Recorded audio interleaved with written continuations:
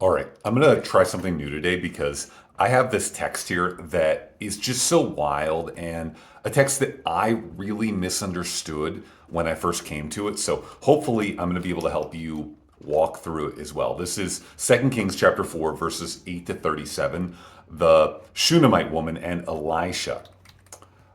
One day, Elisha went on to Shunem. This is it's a little bit north. It's in northern Israel. It's in Jezreel.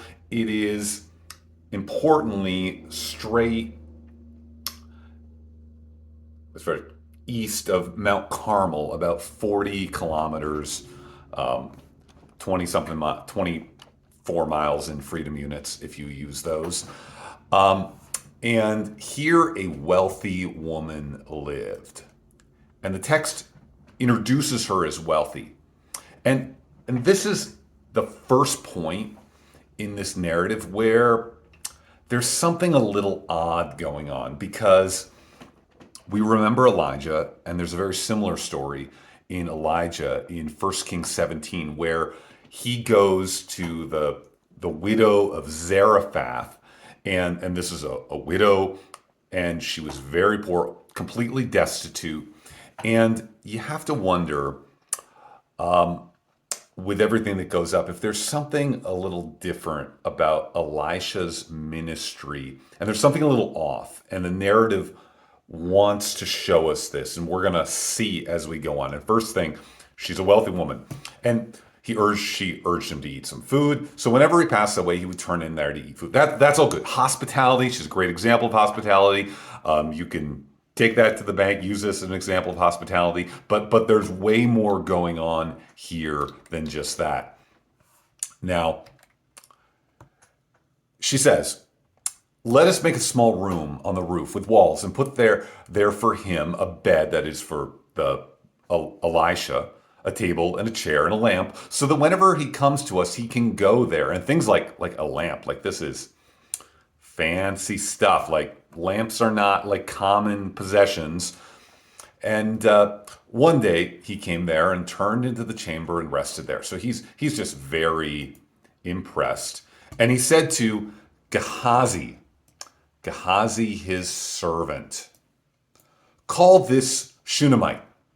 When he had called her, she stood before him, and he said to him, very interesting.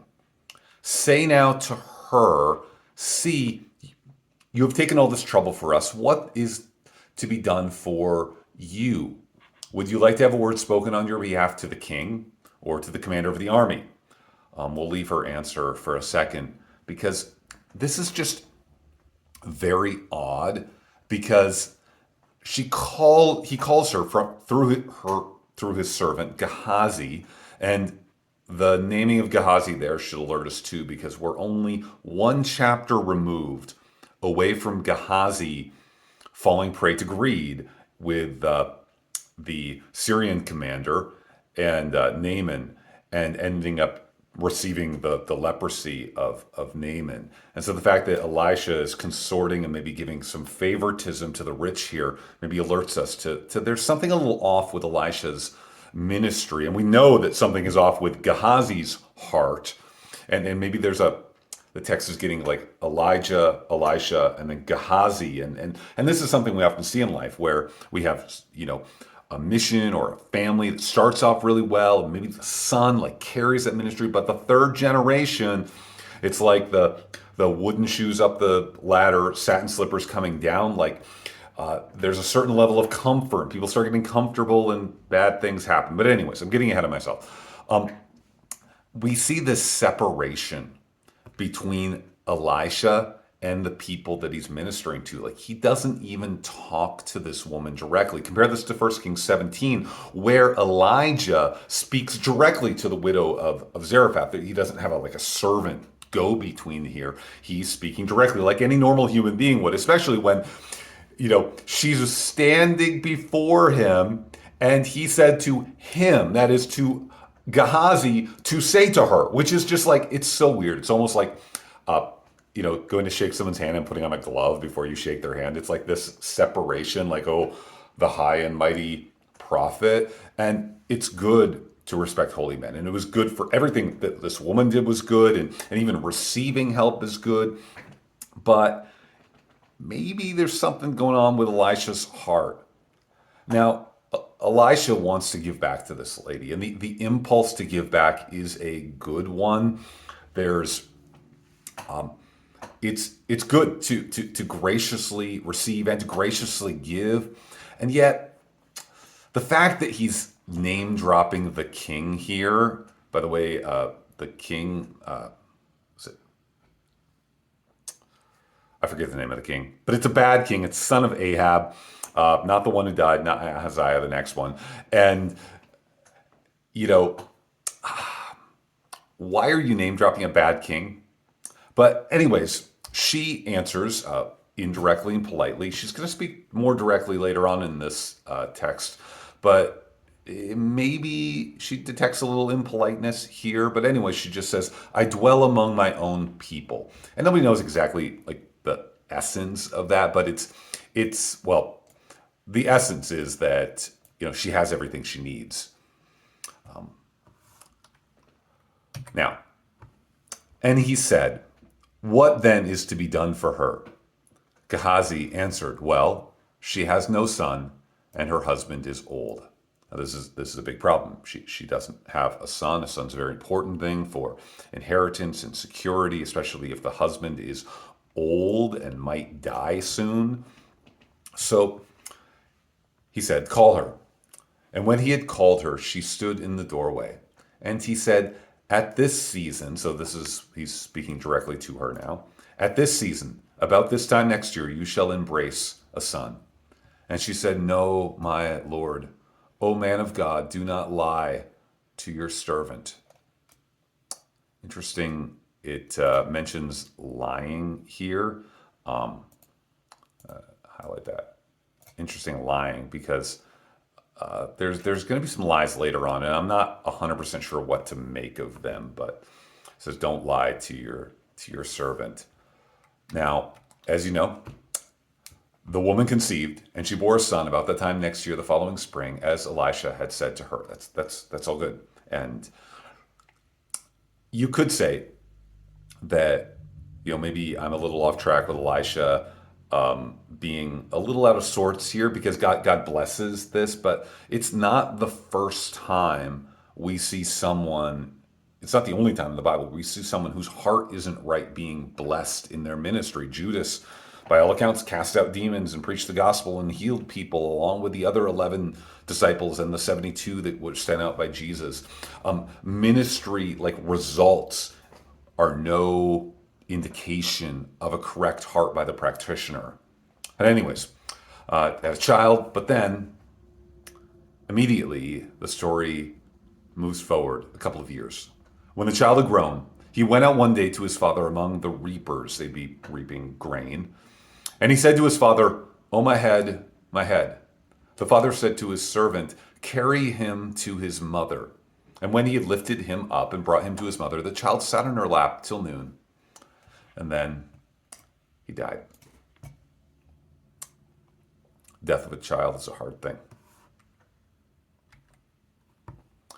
And she went up and laid him on the bed of the man of God, the room that they had made, and shut the door and went out. It's almost like she's laying this disaster at the feet of Elisha.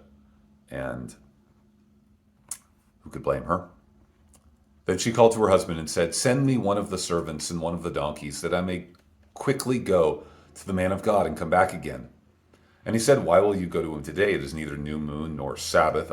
They would have some like festivals and things, and that's when they would go maybe to Mount Carmel. And then she says, "All is well." Now this is just flat out a lie. And it's interesting. I said, she said, "Don't lie to your servant." Now she's going to lie. I have no idea what this is about, but it's going to be repeated, so it's probably important. I'm just not getting it. Then she saddled the donkey, and she said to her servant, "Urge the animal on, and do not slacken the pace for me unless I tell you." So the servant is going to be like walking alongside, and she's going to ride, and they're going to go. It's about 40 kilometers. That's that is a more than a day's travel. It's going pretty far. I've walked. I don't think I've ever walked more than like 25 kilometers in a day. Um, if it's good roads, they could do it, but probably not. So she set out and came to the man of God out Mount Carmel. When the man of God saw her coming, he said to Gehazi, his servant, "Look, there is a Shunammite. Run at once to meet her and say, 'Is all well with you? Is all well with your husband? Is all well with the child?'" Now, yeah, he can gather that maybe something has happened to her old husband or to the child. And she answered again, "All is well." Same thing. And still not totally sure what that's about, but she lies again. And when she came to the mountain, to the man of God, she caught hold of his feet. And Gehazi came to push her away. That's very interesting that the man of God here has kind of separated himself so much from the people that he has a servant who like pushes women away. It's like Gehazi's kind of bodyguard here. Again, this is something that Elijah never did. Maybe there is something a little off here. And then even more, but the man of God said, "Leave her alone, for she is in bitter distress. And the Lord has hidden it from me." Elisha has lost his prophetic insight. And he accomplished this miracle, and God's ultimately going to work things out for his good. But because his heart was not right, now he's gotten to a point where he's blinded to see and recognize the things that he once did. Then she said, "Did I ask my Lord for a son? Did I not say, 'Do not deceive me'?" And maybe this is the reason for the lie, like her bitterness and feeling like she was deceived gives her leave to deceive others. Now it's still interesting. He said to Gehazi, "Tie up your garment and take my staff in your hand and go. If you meet anyone, do not greet him, and if anyone greets you, do not reply, and lay my staff on the face of the child." Okay, why do this? Elisha, we're going to see later Jesus, raise a young girl from a distance, because so much is the power of Jesus, and Jesus raised the dead by just like touching the buyer, or so much is Christ's power. But here, there's some like physical connection. The staff represents Elisha, and he's going to send it and go.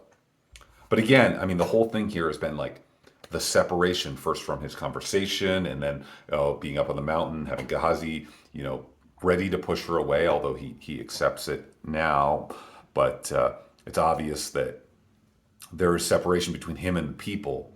And again here, the staff is separation between him and death. Now, after Elisha sends away his servant to do the task, to bring back the child from the dead, then the mother of the child said, "As the Lord lives, and as you yourself live, I will not leave her." And as soon as she says this, then Elisha himself, so he arose and followed her.